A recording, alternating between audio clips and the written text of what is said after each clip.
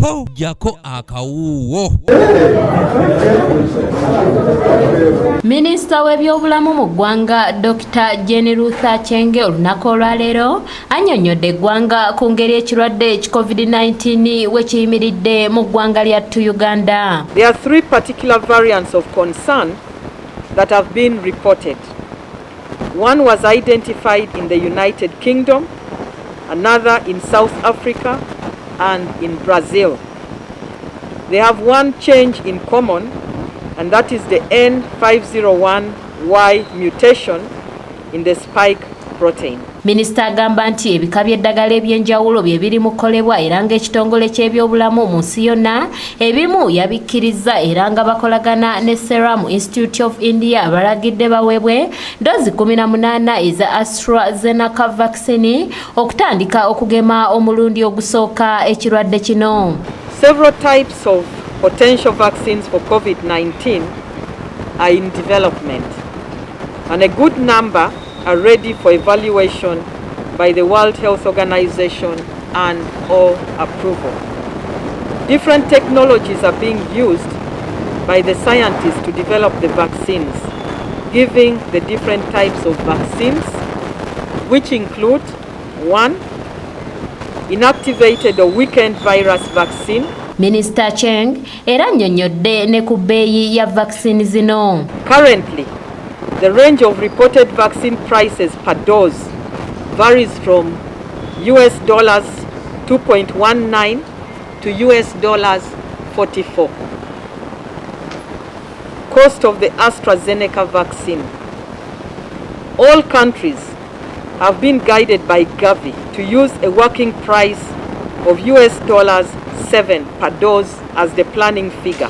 Okusinziira mu lutuula lw'abaminisita olwatuula ku Monday lwalagira ministry okufuna doozi ezijjanjaba abantu ba bulijjo ebitundu 2 ku 100. On Monday, 25th January 2021, Cabinet directed the Ministry of Health to place an order for the COVID-19 vaccines to cover vulnerable people estimated to be 20% of the Ugandan population, which is approximately 26.7 million people. Onera annyonnyodde ne ku bifo ebikuumirwamu abalwadde ba COVID-19. So far, 22 districts are implementing home-based care for COVID-19 patients, and these include Kampala, Mukono, Kamuli, Ajumani, Koboko, Lamuo, Lira, Arua, Yumbe, Moyo, Kalangala, Kasese, Obongi, Bukomansimbi. Newankubadde waliwo okweraliikirira mu biseera bya kalulu ku nsansana y'ekirwadde kino wabula okusinziira ku b'ebyobulamu okuva akalulu we kaggwa abantu abakwatirwa ekirwadde kino bakendeera wasinzidde okwebaza emikutu gy'amawulire egiyambyeko mu mbeera eno. The media has been awash with concern over and assumptions to explain the falling numbers of COVID-19 in Uganda.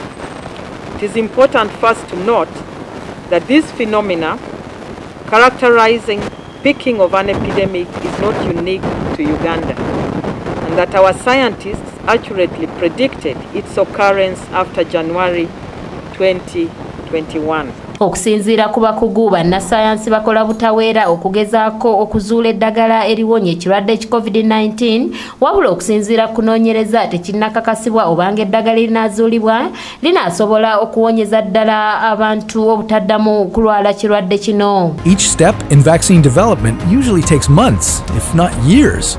Ebyo nga bikyaliawo ministry egamba n'ekirwadde ky'Ebola nakyo kikyali bulindala nga kino kyatuuse mu ddya Congo owasinzidde okusaba bannayuganda okubeera abeegendereza ennyo. A new case of Ebola virus disease was detected on February the 1st, 2021 in Bena in the territory of Butembo in Democratic Republic of Congo. The case is a farmer and the wife of an EVD survivor who presented with signs and symptoms similar to the disease, which is Ebola. Samples were analyzed and she tested positive. Matia Sekanjako, yakusakidde eggulire lino ku lwa ABS television.